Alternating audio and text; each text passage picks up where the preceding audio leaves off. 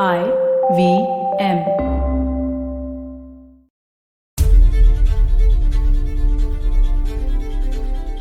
In 2016, Lakatapati Rajagopal used a pepper spray. Rajagopal used a pepper spray on his colleague. Rajagopal is a member of parliament and he used a pepper spray in parliament. What? Welcome to the show. My name is Priya Mirza, and when I am not lecturing in college about the constitution, thinking about constitutional matters is what keeps me going. And this season of the longest constitution is about work. What work can we do? What work can we not do? Who decides that and on what grounds? How and why does the state regulate what we can do and cannot do? And we have been looking at a range of things from domestic work to intellectual property rights, from babies to poetry, the multiple ways in which we use our minds and bodies to produce. Now, in the last two episodes, we saw how being a member of parliament really helps. So, Ramdhari Singh Dinkar, the poet, persuaded parliament to pass a copyright law in 1957. And Javed Akhtar, in his capacity as a Rajya Sabha MP, pushed for sharing royalties over songs. So poetic parliamentarians are increasingly rare now. But the point of parliament is to function as a representative body which represents each and every set of interests. So, from debating, discussing, arguing, persuading, attending parliament is work. So, how much do parliamentarians get paid for their work? Since 1952, our representatives have been defining and revising their own pay. Under the Salary Allowances and Pension of Members of Parliament Act 1952 and 1954, our MPs get about a lakh a month. Okay. So you work, you get paid. So what's the big deal? Here's the big deal. No other set of people in the country gets to decide how much they get paid and pass a law about it. Imagine coming together and saying, hey, this is how much we ought to be paid, and happily revising it every 5 years. And I love the idea of that. If only more people could do it. Which also makes our MPs unusual is that they get a house. Wow, a house in Delhi. And that's unusual because other representatives around the world don't. Not in the US.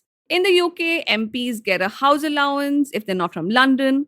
But our MPs get accommodation in central Delhi. And sometimes their houses are the size of a city.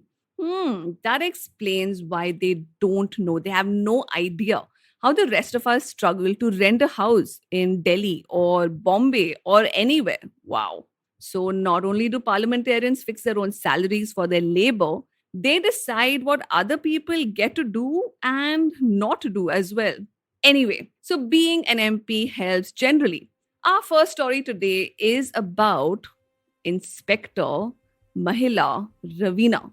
So, Inspector Ravina was an inspector and a woman in the Central Reserve Police Force, and she was unable to attend a course officers needed to do for a promotion because she was pregnant. So did that mean that Ravina lost her promotion? Yep, she did. When Ravina questioned that, she was informed that she had lost her seniority because of her, now hear this out, unwillingness to attend the promotional course. So Ravina went to court, raising the question about the state of being pregnant. So was her pregnancy her unwillingness to attend the course or her inability? So of course we know that maternity leave is granted by the Maternity Benefits Act, but what about pregnancy itself? Should Ravina have been penalized for her pregnancy? And talking about punishments and penalties, what about attacking your colleague with pepper spray? So when Rajagopal used a pepper spray to attack a fellow member of parliament, and his name was Poonam Prabhakar Gaud, the MP who was attacked filed an FIR. Now, going by section 154, part 1 of the CRPC, an FIR has to be filed for a cognizable offence. But the offence was committed in Lok Sabha while Parliament was in session. Was Rajagopal prosecuted? And we'll come to that in a minute.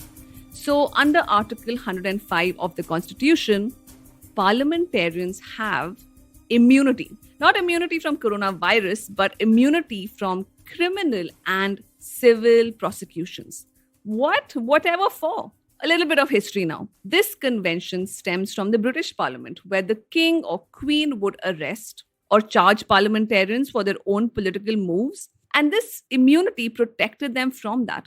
So, unlike us lesser mortals who don't get accommodation along with our jobs, parliamentarians are also protected from criminal prosecution for saying and voting in parliament. And that's a crucial element.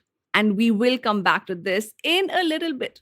Let's go to another wailing matter. Remember baby Yamada, the little baby who was conceived from transnational commercial surrogacy by a Japanese couple? But by the time the baby was born, there was no one to claim it, throwing up legal and ethical questions. And this was the first case in India which led the Supreme Court to say, oh, hey, there isn't a law on surrogacy, so surprising, let's make one. Except that has taken 15 years. 15 years to pass a law on surrogacy, during which perspectives on women's labor has undergone revision. Women's labor, which extends from cooking, cleaning, and other housework, childcare, care of the sick and the elderly, which is not only unpaid, it's invisible, plus it's deeply exploitative. And within that, a burgeoning commercial surrogacy industry came to be regulated. And during this period, men such as Karan Johar to Tushar Kapoor have become fathers via surrogates and demonstrated the ease with which parenthood need not mean being a mother. Single fathers are brilliant at the job too. Our last bit in the surrogacy story, for today at least, is about a woman who felt that other women are being exploited in the commercial surrogacy industry. Jayashri Ward, a Supreme Court advocate, filed a PIL in the Supreme Court, arguing that the commercial surrogacy industry was exploiting poor Indian women. She said it amounts to the sale of motherhood. And in 2015, the Supreme Court prohibited transnational commercial surrogacy altogether. So you can work for an MNC, that's okay, that's a white collar job. But if women want to use their bodies for transnational commerce rather than regulate it, let's just ban it. So what happened to Ravina? The Mahila Inspector. In Inspector Ravina versus Union of India 2015, the court held the following. The choice to bear a child is not only a deeply personal one for a family, but is also a physically taxing time for the mother. This right to reproduction and child rearing is an essential facet of Article 21 of the Constitution. So, motherhood is a real choice for a woman to make. The court underlined reproductive autonomy, paid or unpaid, and that flows from Article 21 of the Constitution. But, in 2016, Parliament drafted the Surrogacy Bill, under which commercial surrogacy was prohibited altogether. And the only form of surrogacy to be permitted would be altruistic. Altru what? What does altruistic mean? It means selfless concern for the well-being of others. Or in other words, working for free. Why is that always imposed on women? And what happened to Rajagopal? Rajagopal was suspended by the speaker. Okay. And then he conveniently resigned from politics. Okay. It helps he was very rich. Okay to that too. But was he criminally prosecuted for voluntarily causing hurt by dangerous weapon or means? That's Section 324 of the IPC, an offense punishable with imprisonment of up to 3 years? The answer is nope, on the grounds of parliamentarian immunity. In 70 years, our parliament has yet to codify the privileges and immunity granted by Article 105, which was certainly not meant to cover using a pepper spray in parliament. So parliament has no time to codify their privileges But we have plenty of time to prohibit commercial surrogacy and replace it with altruistic surrogacy. Oh, because women work for free anyway, isn't it? In the next episode, we will look at the Surrogacy Act 2021 and other dimensions of regulation, reproduction, production, labor, and dignity. Did you like the show? Share it with your friends, your neighbors. You can follow me on Twitter, where I tweet at FundamentallyP, or on Instagram, The Longest Constitution. Till the next episode, this is me, Priya Mirza, signing out.